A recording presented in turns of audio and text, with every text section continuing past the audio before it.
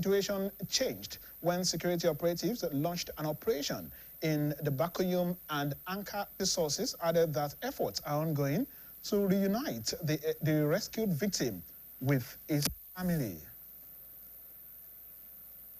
The recent distribution of cash gifts by suspected bandits to residents in some parts of Nigeria has sparked widespread reactions across the country.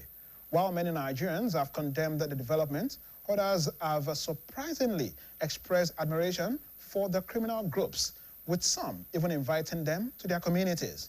Staff reporter Bemisola Adebayo examines these developments and Nigeria's degrading value system. The recent gesture by suspected bandits who reportedly shared cash with residents in some parts of the country has generated intense debate among Nigerians. While many citizens have condemned development and described it as an attempt to win public sympathy, others have reacted differently, openly praising the criminal groups and in some cases expressing a desire to have them operate in their communities. The situation has raised concerns among security experts and stakeholders, especially as videos circulating on social media show bandits flaunting huge sums of money allegedly obtained through ransom payments. Some citizens have also openly indicated interest in joining criminal gangs, citing economic hardship and frustration with the system. A counseling psychologist at the University of Ibadan, Professor Rotimi Animashaun, attributes the trend to growing public dissatisfaction with governance and leadership failures. According to him, when people feel abandoned by those entrusted with governance, they may begin to celebrate individuals or groups who appear to provide what government has failed to offer, regardless of how such wealth is acquired. The kind of culture we inherited, cultural orientation, is no longer there. In our cultural orientation, anything like criminal act, criminal behavior. In fact, the culture says you should not link yourself, and that is why they normally say that, show me your friends, and I will know the kind of a person you are. That means you should not associate with somebody who is criminally oriented. All these people that are adoring the bandits and associating with them, why are they doing that? They have a good examples in this society. They know how they make their money, and they know that a lot of them are so dubious. They do everything dubiously. And we are running very weak laws. And when you are caught for anything, you will be freed. The psychologist further warns that normalizing or glorifying criminality poses a serious threat to national security and social values. He stressed that while citizens may be frustrated by economic realities, embracing banditry as an alternative is dangerous and could further undermine efforts to restore peace and stability, noting that governments at all levels must tackle poverty, unemployment, inequality, and the trust deficit between leaders and citizens. A lot of them, ask them about Nigeria. They will say that I'm very unlucky to be here in Nigeria. And anything that happens to them, they are ready. They are ready. They want to get money from anywhere. And that is why they are saying all this, not that they will wait for this kind of bandits and so on. But they are saying all this to show their grievance to the country where there is no hope for them. What we can do is that if you are ready to change, and I'm ready to change, every one of us, and this kind of change should even begin with leadership. If our leaders are ready to change, Nigeria will change. Then they will empower our laws. How many times have you seen the bandits being killed, being judged, and that is why they are capitalizing on that. That's why some of them could have the effrontery of saying that, let them catch me. If they catch me, they will still release me.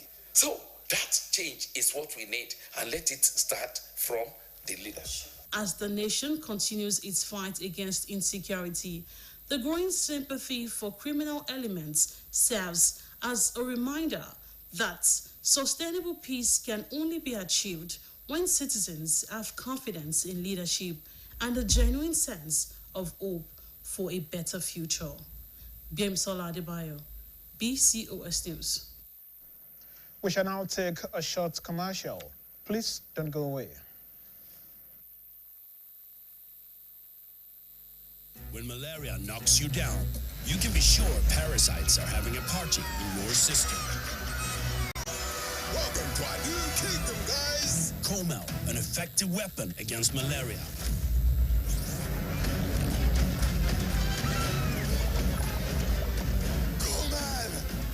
Attacking the parasite army directly to give you express relief and get you back on your feet effectively. Comel on.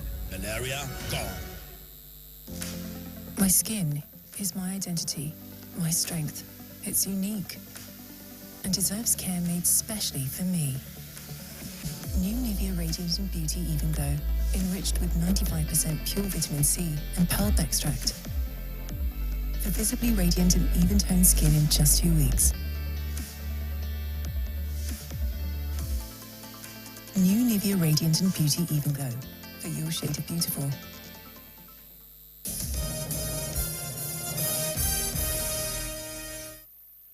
The federal government of Nigeria has declared Friday, 12th of June, as a public holiday in commemoration of Democracy Day. The announcement was made by the Minister of Interior, Dr. Olubunmi Tunji-Ojo, on behalf of the federal government. In a statement signed by Permanent Secretary of the Ministry, Dr. Magdalene Ajani, the government said June 12 remains a significant day in Nigeria's history. Dr. Ajani added that the day is observed in honor of the courage, resilience, and sacrifices of Nigerians whose efforts made democratic governance possible in this country. The minister reaffirmed the federal government's commitment to the preservation of democratic ideals, including the rule of law, transparency, accountability, and inclusive governance. The Oyo State Local Government Service Commission has reaffirmed its commitment to delivering impactful service and leaving a lasting legacy through infrastructural development and human capacity building. Chairman of the Commission, Basharun Akinwale, stated this while receiving the leadership of the Kano State Local Government Service Commission, who were in Oyo State on a study tour. Details of the event held at the Service Commission's conference room are presented by Governor Service Correspondent Olalekan Sulaiman. The study tour by the Kano State Local Government Service Commission delegation, headed by its chairman, Alhaji Ibrahim Jibril, created an opportunity for both states to engage in constructive discussions and exchange strategies for enhancing the performance and capacity of their respective commissions. In his address, the chairman of the Oyo State Local Government Service Commission, Basharun Akinwale, stated that the administration of Governor Seyi Makinde has significantly restructured and strengthened the local government administration and human capacity through various impactful programs and reforms.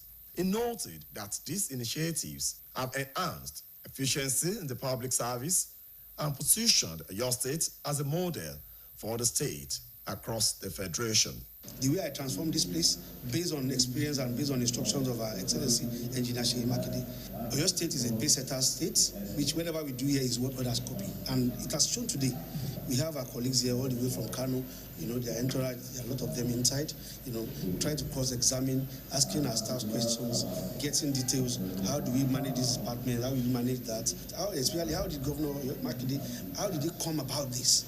How did we get to this stage? So we are trying to enlighten them, show them the way, put them in the path, and then we provide brochures and books for them. Also speaking, the chairman of the Kano State Local Government Service Commission, Alhaji Ibrahim Jibril, said that the study tour is a strategic engagement designed to enhance institutional capacity, promote interstate collaboration, noting that it will provide them with a valuable opportunity to exchange ideas, compare administrative frameworks, and adopt best practices that will enhance service delivery in Kano State.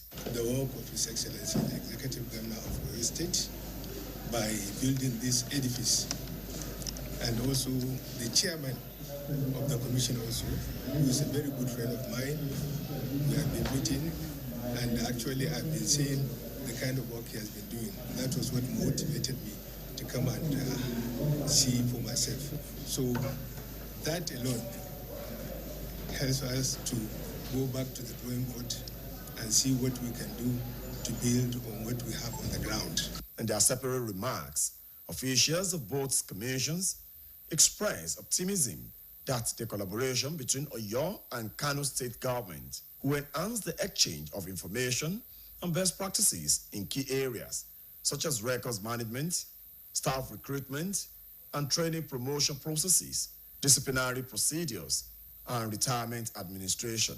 I like this period. It will give us opportunities of knowing the tenet of what the currency of organization. We are also going to come to currency. When you finish the completion of an edifice like this, we are here for only two purposes: to understand ourselves and know ourselves very well, and at the same time to learn from their experiences how you operate the system, because our country is newly established. They noted that the partnership will contribute to strengthening institutional capacity and improve service delivery within the local government system of both states. The delegates were later conducted around the facilities of the Oyo State Local Government Service Commission building as part of activities lined up for the study visit. Olalekan Sulaiman, BCOS News. Nigerians evacuated from South Africa have arrived safely in Lagos following recent xenophobic tensions that left many Nigerian residents in fear. The evacuees arrived at the Muritala Mohammed International Airport, Lagos, at about 10:15 a.m. on Thursday aboard an Air Peace aircraft. The return flight is part of a coordinated evacuation effort by the federal government in response to renewed attacks targeting foreign nationals in South Africa. Meanwhile, the government of South Africa has slammed a 5-year travel ban on the 268 Nigerians cleared for repatriation after declaring them illegal residents. Head of Immigration Enforcement, Stephen Neal, confirmed the development as bosses conveyed the group to the airport for a chartered flight scheduled to depart after midnight. Speaking to a local channel at the airport, he said that another batch of cleared evacuees would leave the country on Monday, 15th of June. Another timeout, please stay tuned. You always need all the nourishing goodness you can get, especially if you're someone like me that is a foodie.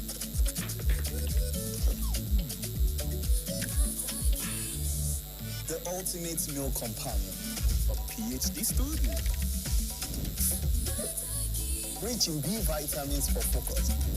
Yes, we all need it, because every side of you deserves to be nourished.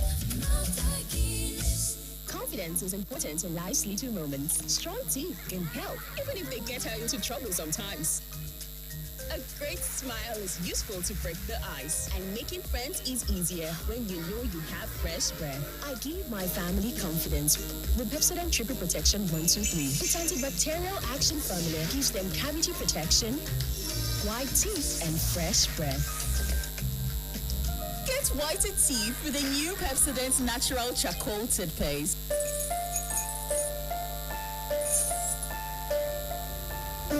Super Multivitamin Active Teens.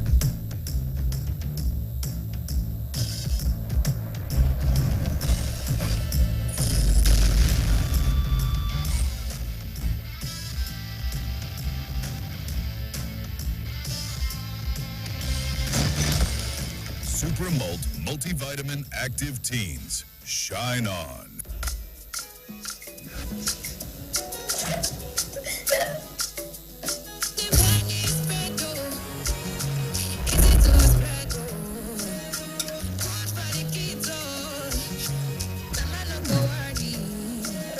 Kiddos. Thanks to Golden Penny Spread, easy to spread and good for the family. Golden Penny Spread, easy to spread and good for the family.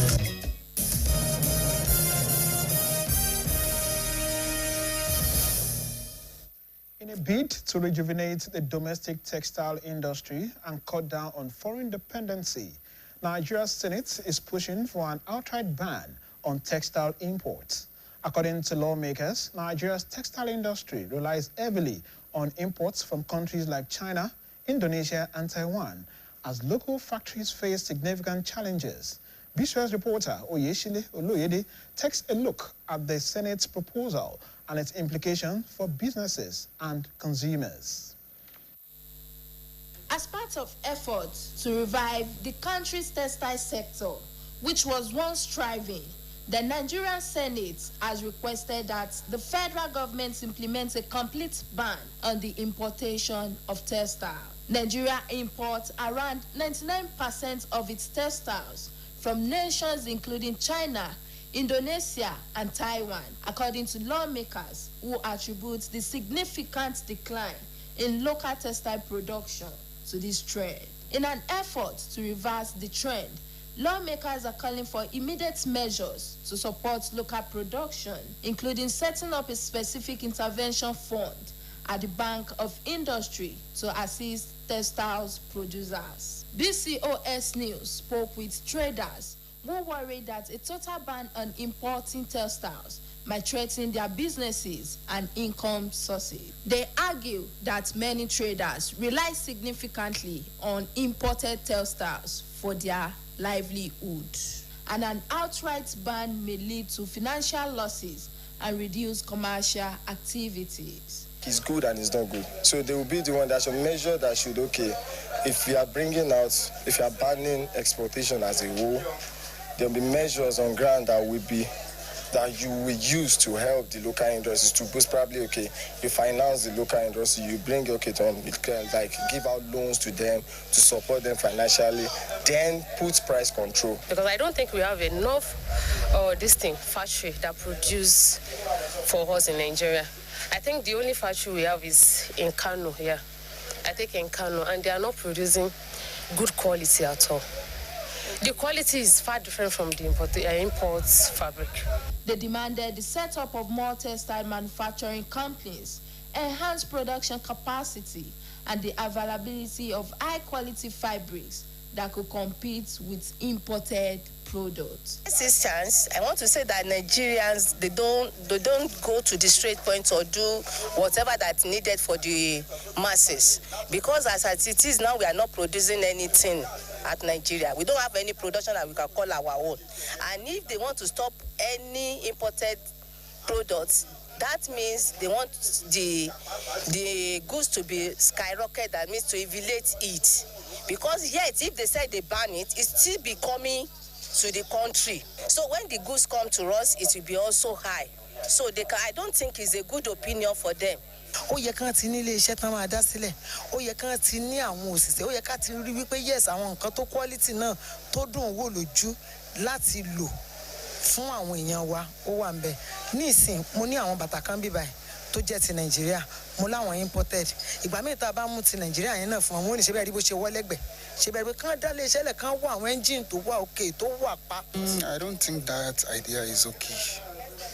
Because if governments will like to ban, there will be a preparation, as in for us, and it will cause a lot of problems. While industry stakeholders have applauded efforts to revive the sector, some traders have raised concern about the potential short-term effects of a ban on supply and price. The lawmakers affirm that with sufficient government support and investment, the domestic textile industry can regain its competitive position and effectively serve the Nigerian market needs. Oyeshile Oloyede, BCOS News.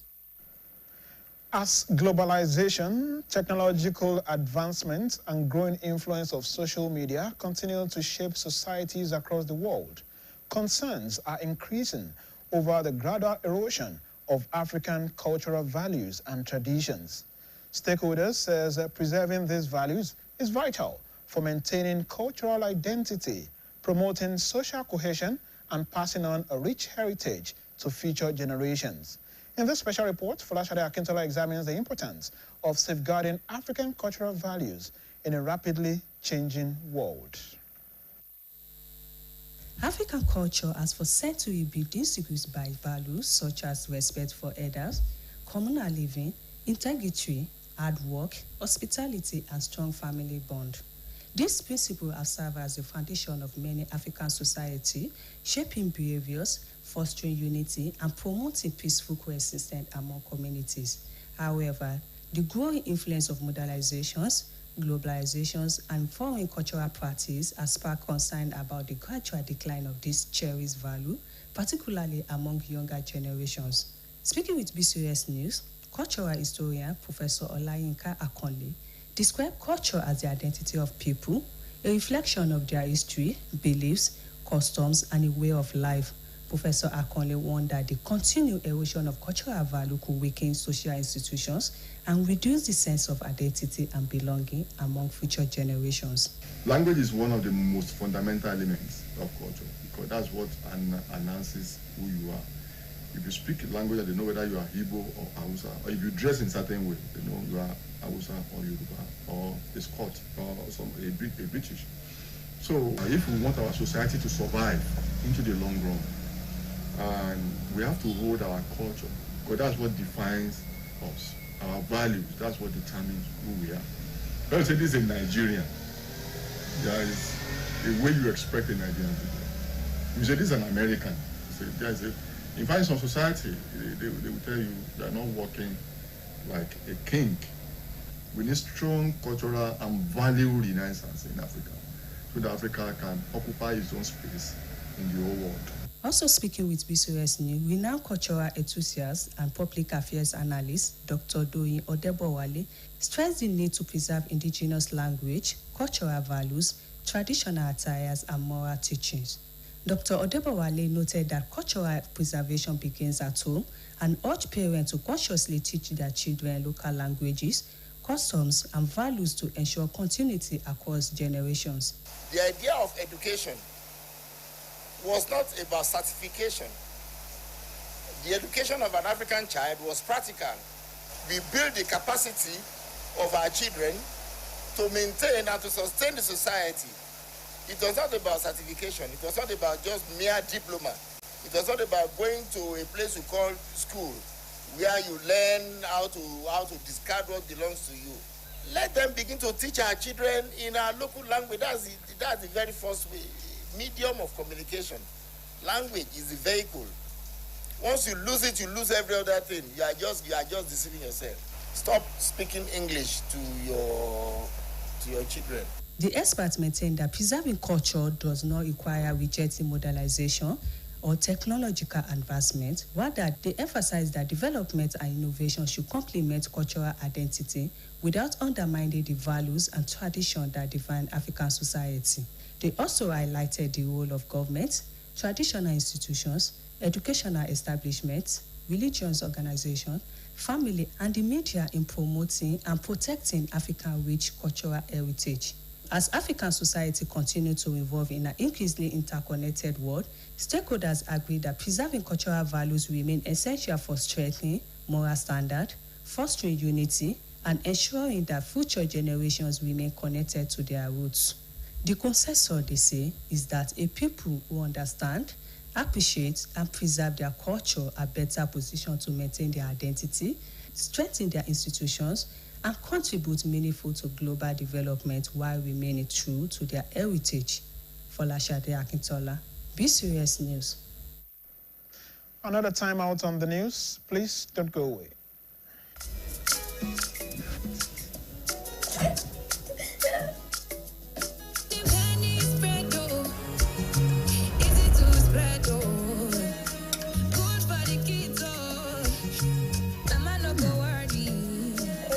Kiddos. Thanks to Golden Penny Spread, easy to spread and good for the family. Mama like Golden Penny Spread, easy to spread and good for the family. Progress no dey happen just like that. It come from support when you need help. Mommy, I got the school fees. You too much. na money point. Money point, thank you. Customer, na transfer, abi? Confirm. Bro, na transfer. Na money point, Oga. Oh, na confirm. Progress na peace of mind when you know say payment go land as Sure Banker.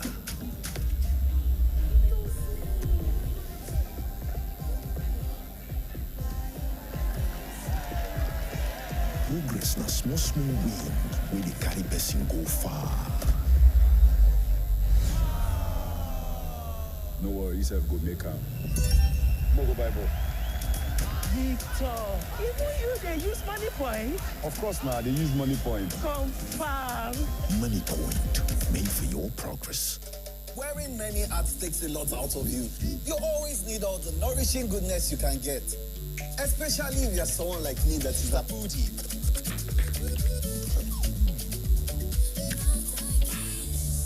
The ultimate meal companion. A PhD student. Rich in B vitamins for focus. Yes, we all need it. Because every side of you deserves to be nourished.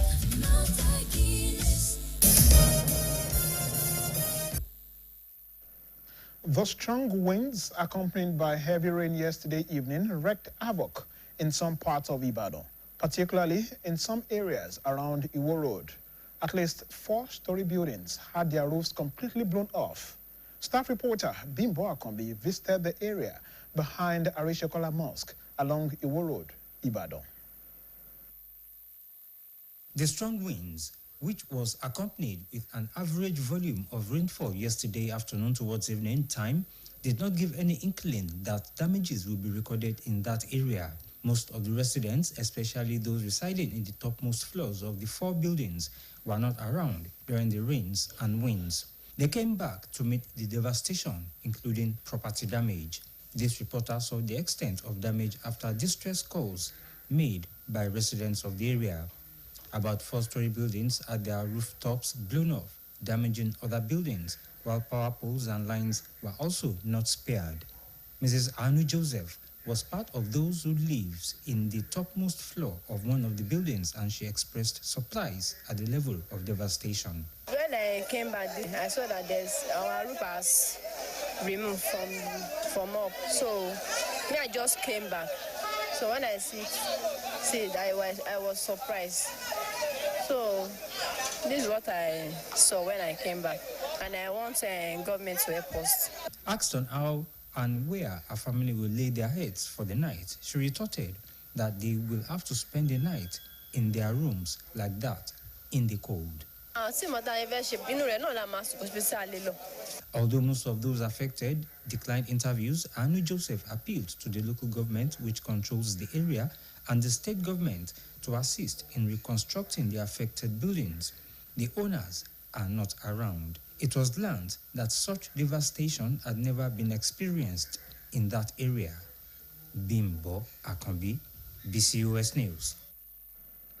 The Broadcasting Corporation of Oyo State, BCOS, has organized a health talk for members of staff to promote healthy living and raise awareness about preventive healthcare practices. The program brought together healthcare professionals and staff members for interactive sessions on various health-related issues and measures for maintaining overall well-being. A healthcare professional, Mrs. Christiana Odekunle, delivered a presentation on general health and wellness, focusing on balanced nutrition, healthy eating habits, regular physical exercise, personal hygiene, stress management, mental health awareness, and dangers associated with drug misuse and abuse. She also stressed the importance of routine medical checkups and encouraged participants to adopt healthy lifestyle choices. Staff members were advised to drink adequate water, get sufficient rest, and seek professional medical attention when necessary, instead of engaging in self-medication. The health talk reinforced the importance of preventive health care as a key component of healthy living and improved productivity. Participants described the initiative as timely and impactful, while stakeholders recommended the regular organization of similar health awareness programs to foster a healthier workforce and society. The foremost Ibadan socio-cultural group, Omar Jorosun Club, has announced plans for its 46th celebration week with a series of activities lined up to commemorate the annual event. The disclosure was made by President of the club, Mogaji Kamaruddin Salahuddin, during a courtesy visit to the management of the Broadcasting Corporation of Oyo State, BCOS, at Iliakide, Oritaba, Shorun, Ibadan. Mogaji Salahuddin, who led members of the 2026 Celebration Week Organizing Committee, explained that the visit was aimed at strengthening the long-standing relationship between the club and BCOS.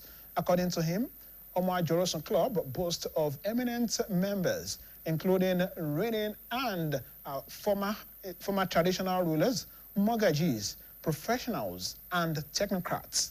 While seeking the corporation's support in publicizing the week-long program, the club's president said the celebration is designed not only to promote the cultural heritage of Ibadan land, but also to impact society positively.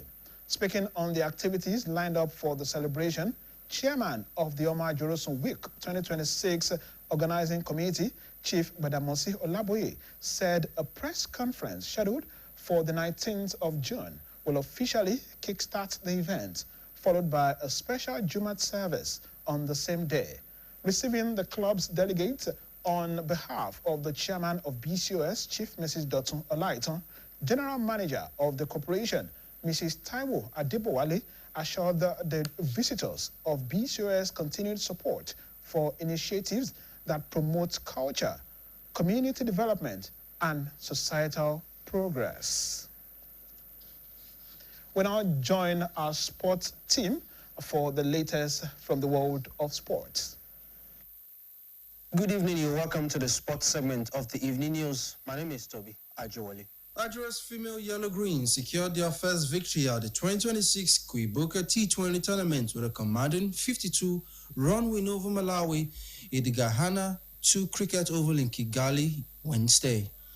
Batting first after being inserted, Nigeria posted a consecutive 98 for 8 in 20 overs, anchored by Jessica Bieni's unbeaten 25. Sarah Etim had 14 runs, Favour Isige with 11, and Christabel Chukwunye with 11 provided vital support. Malawi's Lucky Malino took 4 wickets, but Nigeria's lower order showed resilience. In reply, Nigeria's bowlers dismantled Malawi for just 46 in 10.3 overs.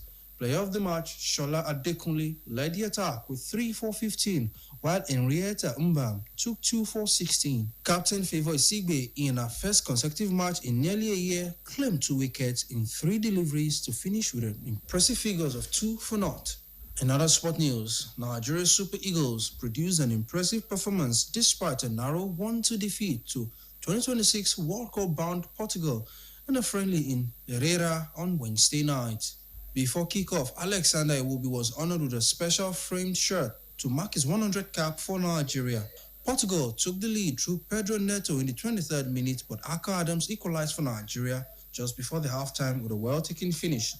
Maduka Okoye made several saves, including a double stop from João Felix. Francisco Conceição scored the winner for Portugal with 15 minutes remaining.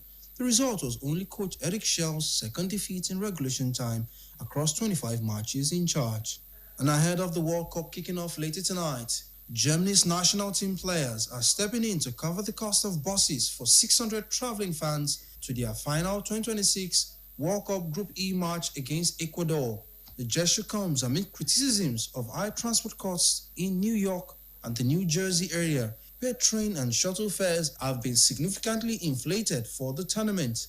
Captain Joshua Kimmich and his teammates will personally fund the buses from New York to the MetLife Stadium. Finally, in sport news tonight from tennis, Wimbledon has announced a 20% increase in prize money for this year's championships, bringing the total to £64.2 million. The singles champions will receive each £3.6 million, while the first-round losers will earn £80,000. More than £6 million have been allocated for qualifying up to 25%. The rise comes as some players continue to campaign for a larger share of the Grand Slam revenue, with calls to link prize monies directly to the tournament income. The All England club maintains its model for reinvesting revenue into the event. And that will be all. And it's back to news around the world. My name is Toby Ajwoli. Thank you, Tobiloba Ajiwale. Now to the foreign scene. At least 22 military personnel were killed when a Pakistani army helicopter crashed in the Pakistani-administered Kashmir. Report says that mass ceremonial funerals have been held for the victims. Foreign News Editor Folashade Akintola compiled details of the incident and others. Her report is presented by Khadija Lawal. Mi-17 transport helicopter went down near the regional capital of Muzaffarabad on Wednesday. The helicopter crashed during takeoff due to a technical fault, said the military's media wing, the Inter-Services Public Relations, ISPR. The crash killed all personnel on board, according to the military, which has not confirmed the number. Security sources told the press that the dead included 1 colonel, 2 other major rank officers, and 19 soldiers. They received a formal military burial on Thursday with flag-draped coffins carried by an artillery unit stationed in Kashmir. The crash happened during a period of heightened security in the highly sensitive border region. The local government recently imposed strict movement restrictions following violent clashes between security forces and a newly banned alliance of civil society groups, which left at least 11 people dead over the weekend. Meanwhile, 3 Indian sailors have been confirmed killed after the U.S. military struck a tanker in the Gulf of Oman, which is accused of violating its blockade on Iranian ports. The MT Set Bello came under attack on Wednesday with 24 Indian crew on board, of whom 21 were rescued.